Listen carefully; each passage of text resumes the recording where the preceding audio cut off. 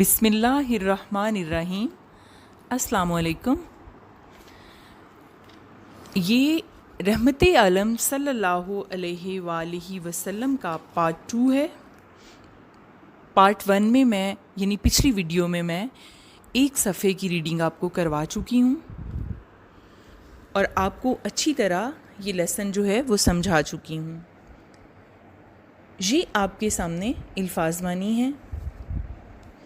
جس پیج کی ہم ریڈنگ کر چکے ہیں اس کے الفاظ معنی، اور یہ آپ کی بک میں نہیں لکھے ہوئے، یہ اس کے علاوہ الفاظ ہیں جو کہ میں نے آپ کی آسانی کے لیے لکھے ہیں۔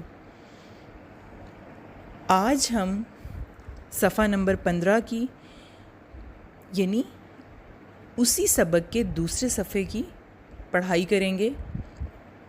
تو میں شروع کرتی ہوں۔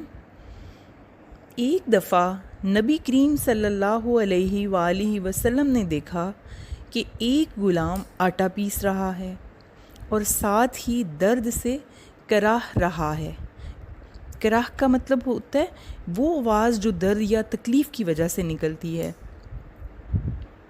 تو آپ صلی اللہ علیہ وآلہ واصحابہ وسلم اس کے قریب گئے تو پتہ چلا کہ وہ بیمار ہے اور اس کا ظالم آقا کہتے ہیں مالک کو، آقا اسے چھٹی نہیں دیتا۔ آپ صلی اللہ علیہ وآلہ وسلم نے اسے آرام سے لٹا دیا اور سارا آٹا خود پیس دیا۔ پھر فرمایا، جب تم نے آٹا پیسنا ہو مجھے بلا لینا۔ تو یہ واقعہ بہت دلچسپ ہے جو آپ کو یاد کرنے میں بھی بیان کرنے میں بھی آسانی ہوگی۔ دوسرا پیراگراف پڑھتی ہوں۔ حضور صلی اللہ علیہ وآلہ وسلم فرمایا کرتے تھے کہ تمہارے غلام اور خادم تمہارے بھائی ہیں، اللہ تعالیٰ نے ان کو تمہارے ماتحت کر دیا ہے۔ ماتحت کہتے ہیں جو آپ کے نیچے کام کر رہا ہو، یعنی جو آپ کے درجے سے نیچے ہو۔ اور آسانی کے لیے بتا دیتی ہوں، جو آپ کے انڈر کام کر رہے ہوتے ہیں۔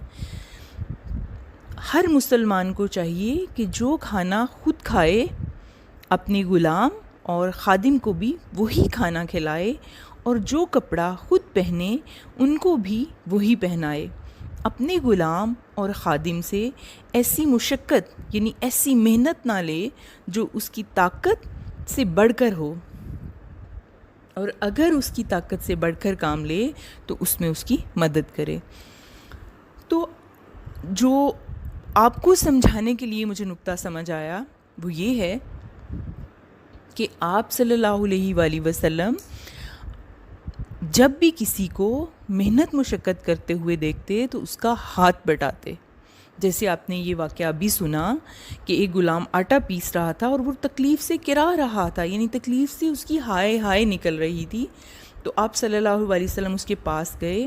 جب اسے پوچھا تو اس نے بتایا کہ میں بیمار ہوں لیکن میرا جو مالک ہے وہ مجھے چھٹی نہیں دیتا۔ تو آپ صلی اللہ علیہ وآلہ وسلم نے اسے آرام کرنے کا کہا، اسے لٹا دیا اور اس کا سارا کام خود کر دیا، یعنی سارا آٹا پیس دیا، اور ساتھ یہ بھی کہا کہ جب بھی تم نے آٹا پیسنا ہو تو مجھے بلا لینا۔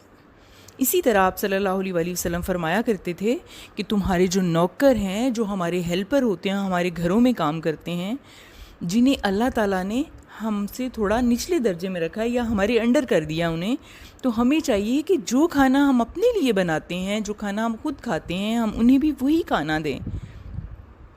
جیسے کپڑے ہم اپنے لیے پسند کرتے ہیں ویسے ہی کپڑے ہم ان کو بھی پہنائیں، اور ان سے ایسا کام نہ لیں کہ جس کو کر کے وہ تھک جائیں۔ اتنی محنت ان سے ہمیں کبھی نہیں کروانی چاہیے، اور اگر اتنی محنت والا کام ہو تو ہمیں ان کے ساتھ مل کر اس کام کو ختم کرنا چاہیے۔ اگلا پیراگراف پڑھتی ہوں۔ نبی کریم صلی اللہ علیہ وآلہ وسلم انسانوں ہی نہیں بلکہ بے زبان جانوروں پر بھی بہت مہربان تھے، اور ان پر کسی قسم کا ظلم یا زیادتی ہوتے نہیں دیکھ سکتے تھے۔ ایک دفعہ سفر کے دوران میں ایک جگہ ٹھہرے تو ایک صحابی رضی اللہ تعالیٰ عنہ نے چڑیا کے گھونسلے سے بچے اٹھا لیے۔ چڑیا بے قرار ہو کر ان کے سر پر منڈلانے لگی، چکر لگانے لگی۔ اللہ کے آخری نبی حضرت محمد رسول اللہ خاتم النبیین صلی اللہ علیہ وعلی آلہ و اصحابہ وسلم نے پوچھا کہ یہ چڑیا کیوں پریشان ہے؟ صحابہ رضی اللہ تعالیٰ عنہ نے جواب دیا، یا رسول اللہ صلی اللہ علیہ وآلہ وسلم، ہم نے اس کے بچے اٹھا لیے۔ آپ صلی اللہ علیہ وآلہ وسلم نے فرمایا، جاؤ بچوں کو گھونسلے میں واپس رکھ دو۔ یہ سن کر صحابہ رضی اللہ تعالیٰ عنہ نے فوراً چڑیا کے بچے گھونسلے میں واپس رکھ دیے۔ اسی طرح سے ایک مرتبہ آپ صلی اللہ علیہ وآلہ وسلم کہیں تشریف لے جا رہے تھے۔ راستے میں ایک اونٹ پر نظر پڑی جو بھوک کی وجہ سے کمزور ہو گیا تھا۔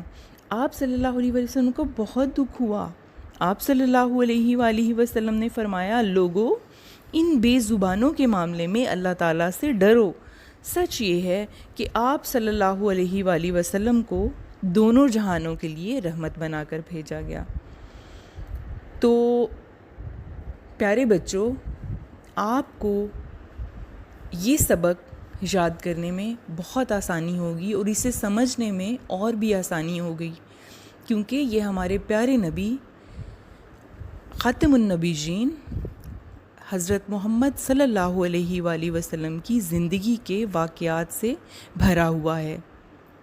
جیسے پہلے آپ کو ایک جو غلام تھا اس کا واقعہ سنایا، ابھی جس کے بارے میں میں نے پڑھا ہے اس میں آپ نے سیکھا کہ پیارے نبی صلی اللہ علیہ وآلہ وسلم نہ صرف انسانوں پر مہربان تھے بلکہ بے زبان جانوروں پر بھی بہت مہربان تھے۔ آپ صلی اللہ علیہ وآلہ وسلم کبھی نہیں پسند کرتے تھے کہ ان پر کسی قسم کی زیادتی ہو۔ سفر کے دوران جب آپ صلی اللہ علیہ وآلہ وسلم ایک جگہ ٹھہرے اور کسی صحابی نے چڑیا کے گھونسلے سے بچے اٹھا لیے تو چڑیا بہت زور سے چون چون کرتی ہوئی ان کے سر پر منڈلانے لگی، اپنے بچوں کی وجہ سے پریشان ہو گئی۔ تو آپ صلی اللہ علیہ وآلہ وسلم کے پوچھنے پر جب صحابہ کرام نے بتایا کہ اس کے بچے اٹھا لیے گئے ہیں، یہ اس وجہ سے اتنا بول رہی ہے، تو آپ صلی اللہ علیہ وآلہ وسلم نے فرمایا کہ بچوں کو گھونسلے میں واپس رکھ دو۔ اور جب بچے واپس گھونسلے میں رکھ دیے گئے تو وہ چڑیا کو سکون مل گیا اور وہ واپس گھونسلے میں چلی گئی۔ اسی طرح سے آپ صلی اللہ علیہ وآلہ وسلم کہیں راستے میں جا رہے تھے تو انہوں نے ایک اونٹ کو دیکھا جو بہت کمزور سا تھا، لاغر سا تھا، جیسے کچھ کھانے کو اسے نہیں ملتا۔ تو آپ صلی اللہ علیہ وآلہ وسلم کو بہت دکھ ہوا۔ آپ صلی اللہ علیہ وآلہ وسلم نے فرمایا، لوگوں کہ بے زبانوں کے معاملے میں اللہ تعالیٰ سے ڈرو، یعنی یہ بے زبان ہے، یہ اپنے دکھ کا، اپنی تکلیف کا اظہار نہیں کر سکتے، لیکن اللہ تعالیٰ تو دیکھ رہا ہے نا۔ تو اللہ سے ڈرو کہ ان کی وجہ سے تمہاری کہیں پکڑ نہ ہو جائے۔ تو ان سب واقعات سے ثابت ہوتا ہے کہ یہ سچ ہے کہ آپ صلی اللہ علیہ وآلہ وسلم کو دونوں جہانوں کے لیے رحمت بنا کر بھیجا گیا۔ یہ آپ کے سامنے جو ابھی میں نے آپ کو صفحہ پڑھایا اس کے الفاظ معنی ہیں، آپ انہیں اچھی طرح سے یاد کر لیجئے گا، اس سبق کو بہت اچھی طرح سے پڑھ لیجئے گا اور میری بتائی ہوئی باتوں کو وہ یاد کر لیجئے گا تو آپ کو بہت آسانی ہوگی۔ اسی طرح سے اگلی ویڈیو میں اس کی ایکسرسائز پہ بناؤں گی، یعنی مشق پہ بناؤں گی۔ تو آپ کو اگر میری ویڈیو اچھی لگی ہو تو پلیز اسے سبسکرائب کیجیے گا، لائک کیجیے گا، شیئر کیجیے گا اور بیل آئیکن کے بٹن کو پریس کرنے سے آپ کو نوٹیفیکیشن ملے گا میری ہر نئی آنے والی ویڈیو کا۔ اور میں کیونکہ پورا سلیبس انشاءاللہ آپ کو پڑھاؤں گی تو آپ اگر اسی طرح سے میرے ساتھ میری ساری ویڈیو کو دیکھیں گے اور اس کو شیئر کرتے جائیں گے اپنے دوستوں کے ساتھ تو آپ کو بہت آسانی ہوگی، اور مجھے امید ہے کہ اردو مضمون جو ہے وہ آپ کا فیوریٹ مضمون بن جائے گا انشاءاللہ۔ شکریہ، اللہ حافظ۔